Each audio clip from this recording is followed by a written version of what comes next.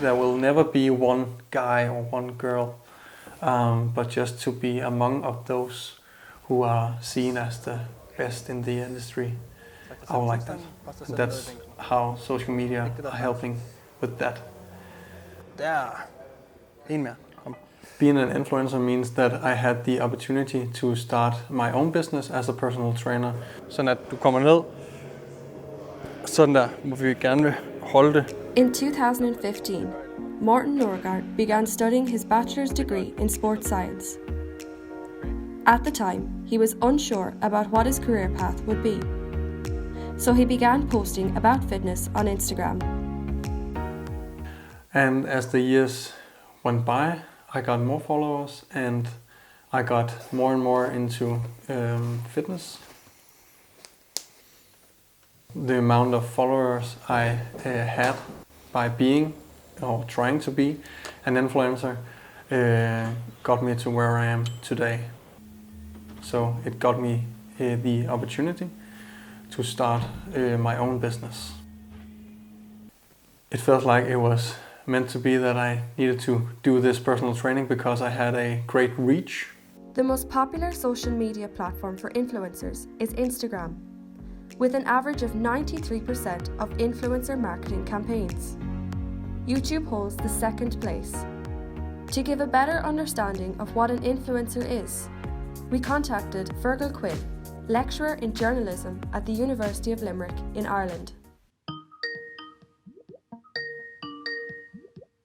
I suppose it's a type of stealth advertising that's always been there in different types of media, but has probably gotten more prominence has certainly got more prominence in the age of social media.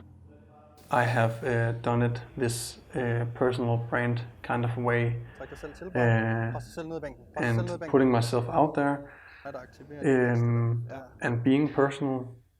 I think that's the way the social media works best, actually. Når du trækker skuldrene ned, så kommer din albue i den position, de nu gør.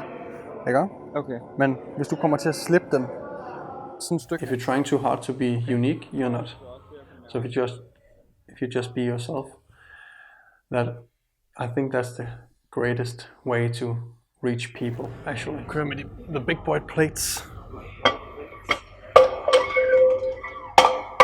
And I don't think many of my clients don't get me as a coach because they think I'm the smartest.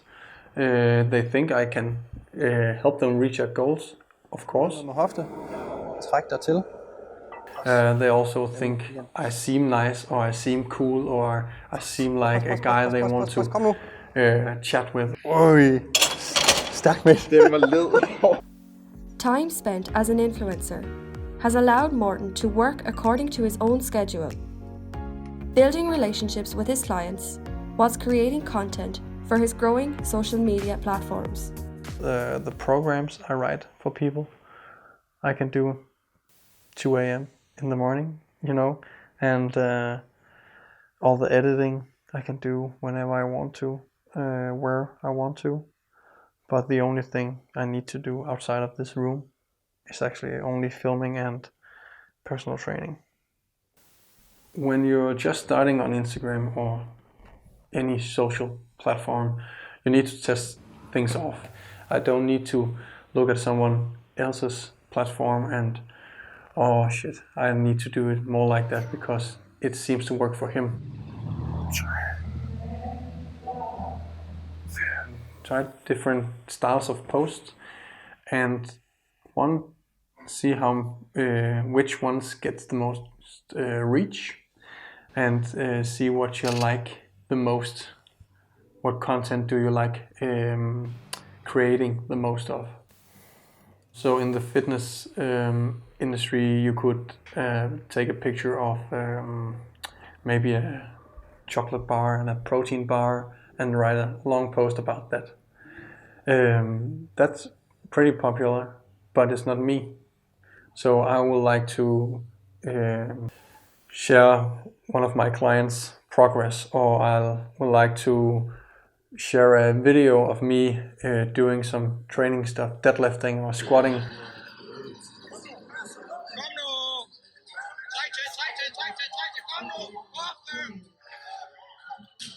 There's room for client, more direct business stuff. My own training, which kind of is promoting my own business, but also is just me training and giving advice. And then there's just some posts, mostly stories. There's just bad dad jokes to give something other than just fitness.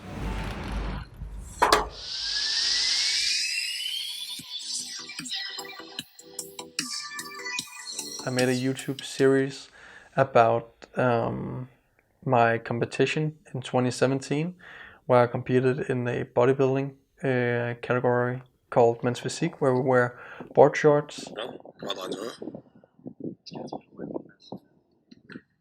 The show is called Newcomers, and I was out seeing the competition this year, and a guy came up to me and said he has watched the series. Thanked me for having made it.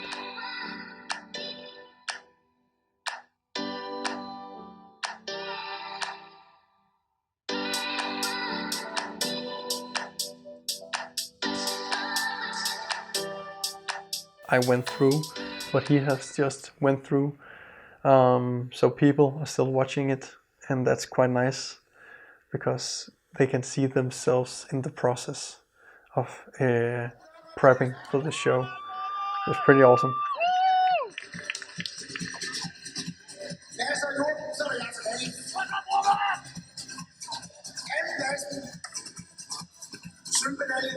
Så det blev til en 3. plads. We fucking did it. It's always nice to feel like people want to follow you and like you. It is always nice, and it's not because I don't get happy when I reach a certain number of subscribers. The number doesn't mean that much to me anymore. I see the number as something, okay, here are we now, and in the future we need to see some progress. Right now I have clients to support me financially, so I don't stress about I need to have 20,000 on Instagram or 30,000. I know I'm gonna hit that number, and I don't care if it's tomorrow or a year from now. Across the globe, the influencer market has grown from an estimated $2 billion worth in 2017 to a predicted $10 billion industry in 2020. Types of influencer range from nano-influencers with 1,000 to 10,000 followers, and mega-influencers with 1 million to 5 million followers. People are making quite considerable amounts of money doing so. So yeah, absolutely. Any more than advertising, marketing has always been a particular type of career. This is just another form of that. Instagram is mostly sponsored posts. I have done where either I've got 3 stuff or I got money and 3 stuff to do some promotion for mostly fitness clothing. So I got Puma sent me a bag with some gym clothes that I should try. Or in this case, I just need to shout them out if I wear it on my story. But it's always nice to get free stuff, especially gym clothes, because I wear a lot of it. And YouTube is just the ads you put in your video. I've made a very, very small amount of money from. So it has never been my main income, or it's just been a little drop in the ocean. That's nice to have, but not something I want to chase. I have seen some horrible comments on some YouTube videos, and I feel sorry for the people who are receiving them. I hope they can deal with it, but some of them are pretty hard. As a human, one couldn't help but worry for somebody who is making their face and their personality and their home and so much part of their job, you know. Surely there's a risk it becomes a 24-hour thing. Surely there's a thing that if it fails, that your whole sense of self might, it may affect your whole sense of self. I haven't had that much hate or negative vibes on any of my social media, actually, which I'm very grateful for, of course. I had a camera looking like this before, with no mic on it, so I upgraded so I could get better sound. Because in the gym it's pretty loud of all kinds of noises. I have a tripod so I can hold it out and set it up when I film me training or stuff like that. The challenges I have faced is mostly when the camera isn't working or something like that. Currently, one of Morten's biggest struggles as an influencer is finding the balance to create quality YouTube videos.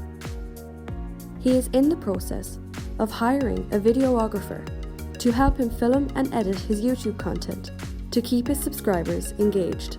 On YouTube, they're pretty young, so maybe 15, and they don't need a personal trainer right now. Du ligger der, siger...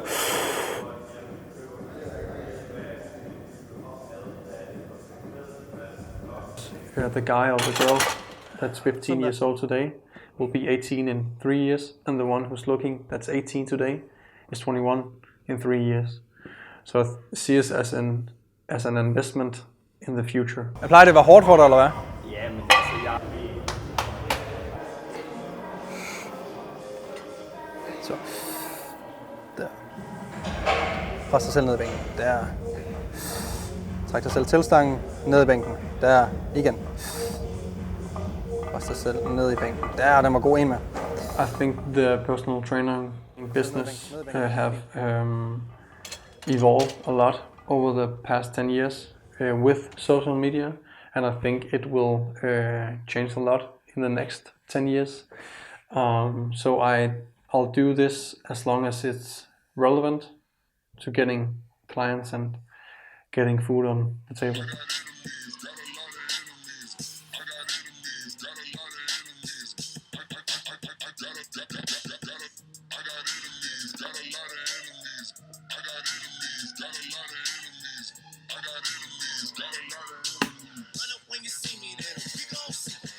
Så, 5 sæt, 5 reps, let the games begin. Så må du.